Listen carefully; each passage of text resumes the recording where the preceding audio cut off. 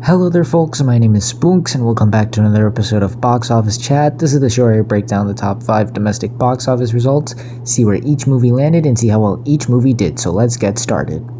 Number 5 was Elvis, making $8 million this weekend, adding to a domestic total of $106 million and a worldwide total of $186 million. So Elvis is now not only the 10th highest grossing movie of the year domestically, it also was able to surpass $100 million domestically, which is outstanding given the length of the film, what the film is about, and the audience it's geared towards. The fact that it is a musical biopic that is 2.5 hours long, directed by the man who brought you Moulin Rouge and was able to generate this amount of success is quite outstanding. And the fact that it's about to surpass Disney Pixar's Lightyear domestically is insane.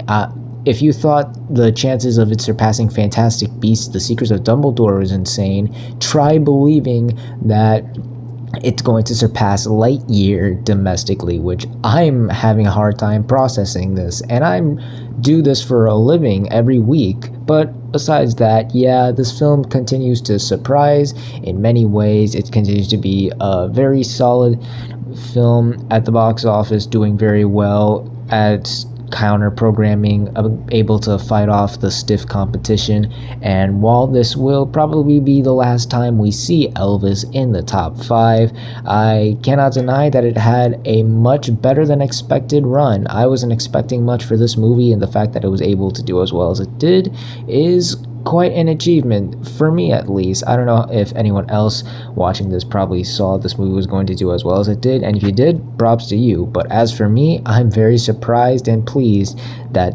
Elvis was able to make a hit for itself. So yeah, good job, Elvis. Number 4 was Top Gun Maverick, making $12 million this weekend, adding to a domestic total of $618 million and a worldwide total of $1.2 billion. Well, folks, it did it. Top Gun Maverick has now officially surpassed $600 million domestically, becoming the 12th film in history to do so, and has also surpassed $1.2 billion. That is outstanding. I don't know what else to say. The fact that this film is still doing as well as it has been, yada yada yada, blah blah blah, it's a huge success, even with Paramount releasing a new film in theaters, and this movie doing better than that movie is insane. Just the longevity, the fact that it's still maintaining its core audience. It's still in the top 5. We are like about nearly 2 months into its theatrical release, and it's still doing as well as it has. Just incredible. You've heard me say this like a billion times before. It's a phenomenon, nothing like it I have ever seen in this series, and once again, just flabbergasted and incredibly satisfied with how well it's done. But it is also at 12 million right now, and it might be on its last legs in terms of the top 5. Will this be the last time we see it in the top 5? I don't know. Will it ever show signs of slowing down? I don't know. But I wouldn't be surprised if it happened a bit sooner than we expected. But honestly, even if it does start slowing down significantly, it's not going to amount to anything. This film has just made so much money and has been so successful. There is no reason why anyone should not be impressed or pleased with how well this movie has done. Just another solid weekend for Top Gun Maverick. What can I say? Number 3 was Where the Crawdads Sing, opening with $17 million this weekend domestically, and that total stays the same worldwide as it has yet to be released in any international market. So if you remember last week when I made my predictions for what could end up in the top 5, I was kind of perplexed and flabbergasted about this movie. It just seemed too out of the ordinary for this type of movie to be released at this time and get the certain type of buzz that would help it get into the top 5. Being a drama thriller, geared towards an older audience, and with reviews being absolutely terrible, that just lowered my expectations even more so. But this film actually impressed me, as it was the only new wide release to enter the top 5, as not even Paws of Fury, which I gotta be honest thought would at least get to number 4, couldn't barely do that. That landed at number 6, so not only is that very good for this movie, but the film only costed $24 million, and it's made a majority of that this weekend, and I'm certain it's going to make that budget back by the end of this week. So as far as its opening weekend goes and where it's at in terms of its budget, it's off to a pretty good start. It didn't do anything groundbreaking, but it was solid counter programming amidst the other big blockbusters hitting theaters, and I'm once again very impressed given my low expectations for the film last weekend. However, I'm still skeptical on its success from here on forth, as while the summer movie season is winding down a bit, we're not getting as many huge blockbusters as earlier this summer.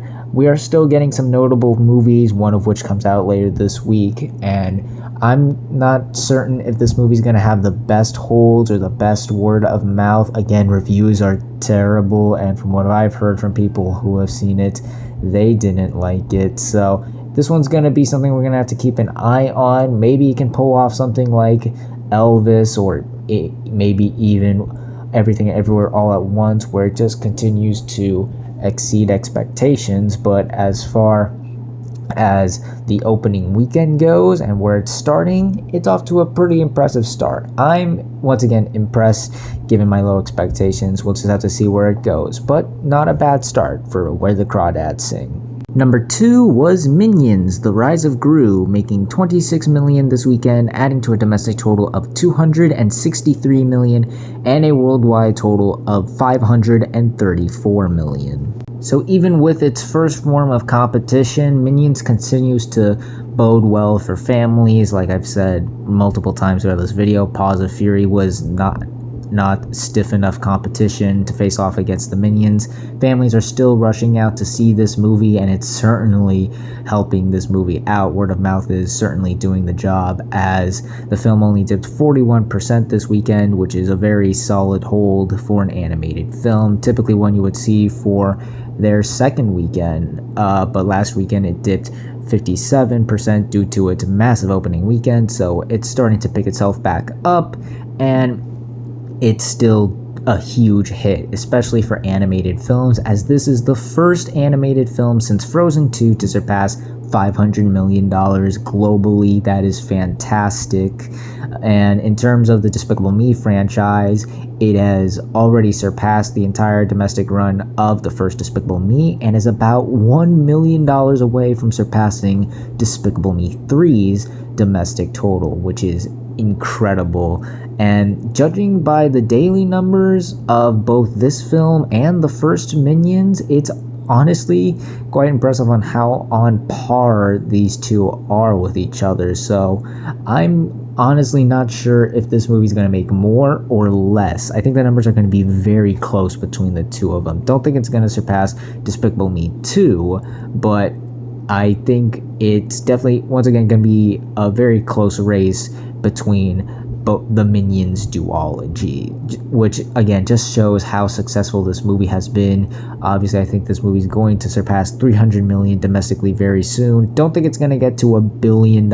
Just don't see that happening. It's making a lot of money, but I don't think it's going to make it that much money. But yeah, given its $80 to $85 million budget and how much money it's already made back, I can't see anyone being upset or disappointed with how well this movie has done.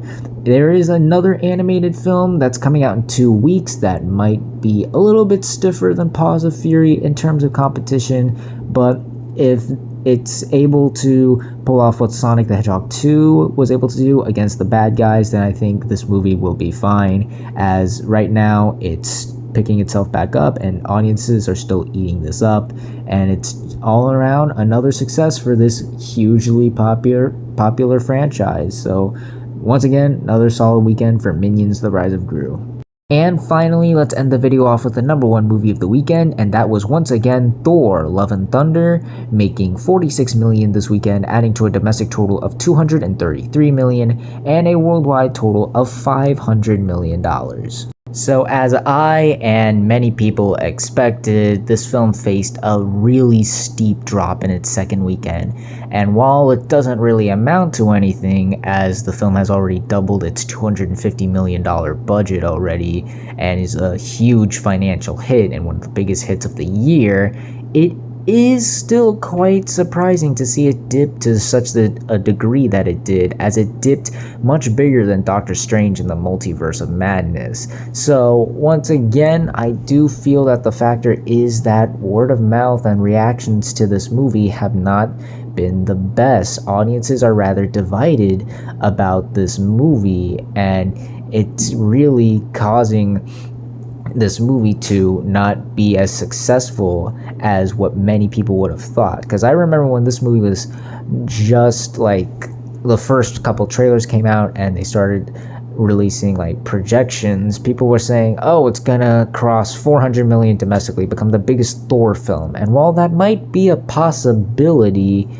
I gotta be honest, I don't see that happening. It might come close to Ragnarok's total, but not to the point where it surpasses it. I just don't see it happening with this movie. Reactions are already so divisive, and many people have already stated their piece on it, and it's already dipped below 50 million in its second weekend, and it's probably going to continue to dip, not gradually by any means, but it's certainly going to slow down significantly over the coming weeks. That I do think this is something that Marvel needs to take note on, because with this and Doctor Strange, it seems that audiences are losing interest in these movies, and it's not living up to their expectations, as typically a Marvel film would dip between 50, maybe at most 60%. But the fact that this is now the third movie in a row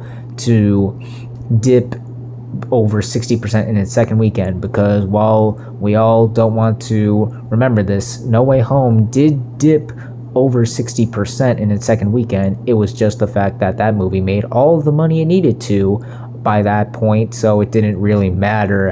And with both Doctor Strange and Thor: Love and Thunder, it doesn't really matter. This movie is such a huge hit, but it could have been so much bigger had it just been a better movie. So yeah, I think this is something that Marvel and Disney needs to take a note on, to just improve the quality of their movies, so that way these movies can be beloved and as successful as they once were, because right now they are really in a slog. Many of these movies are not appealing to general moviegoers as much as they used to, and it's probably going to hurt their chances a bit. And I cannot emphasize that enough, a bit, because once again, this is still such a huge hit. It's probably gonna surpass Minions by next week, or maybe even the week after, and it's already surpassed 500 million globally, so I don't see anyone being upset at this total, as it's already doubled its really expensive budget. I was surprised to see it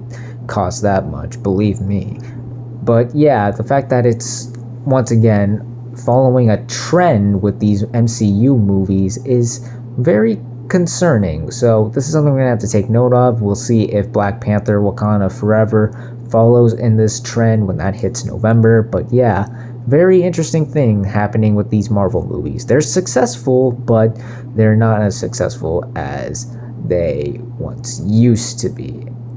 That was probably worded wrong, but I hope you understand, you get what I mean by this. But yeah, overall, big hit, but very surprising dip in its second weekend. And those were the top 5 domestic box office results for this weekend, but we're not quite done yet, as we got another week ahead of us and new movies hitting theaters. And this weekend we have one new major release, and that being Nope. this is Jordan Peele's third somewhat horror film, as this film seems to be taking elements from the sci-fi genre as well, and that is about as much as I can tell you about this movie, because they have been very vague about what this movie is about, and I'm pretty certain that's what is really the driving factor on how successful this movie is going to be. As well, not everyone really gets the gist or knows what this movie is truly about, and I think that's what's helping generate so much buzz about it, as everyone doesn't really know what this movie is. So many people are going like, have you heard about that Jordan Peele movie? I don't know what it's going to be. I gotta see it just to understand what's going on. And that's another thing too. The marketing has been fantastic. So much promotion for it without giving too much away of the story as well. I think the marketing has been very solid for this movie. The buzz is also very strong, and I think given the lack of horror films we've been getting this year, sure, we had The Black Phone and Scream, but I think this is really the most anticipated horror film right now, and I think it's definitely going to top the likes of A Quiet Place Part 2 and Halloween Kills as the biggest opening weekend for a horror film post-theater closure era. Reviews aren't out as of yet, but so far I'm hearing positive things about the movie. People are liking it as far as I know right now, but that could obviously change. It is also rated R, so that's probably going to limit a huge portion of the audience that wants to see it. But as far as I can tell, with it being the only new wide release, and with Thor slowing down to the degree it did, I see no reason why it doesn't top the box office next week. But we'll see how well it truly does, as well as the rest of the movies that land in the top 5 on the next Box Office Chat. And that's gonna do it for this week's episode of Box Office Chat. What did you all think of the results? Were you satisfied, unsatisfied? Comment down below and let me know. If you like this video, hit the like button. If you like this channel, hit the subscribe button. Follow me on all the social media links right there. And until next time, everyone, stay sharp.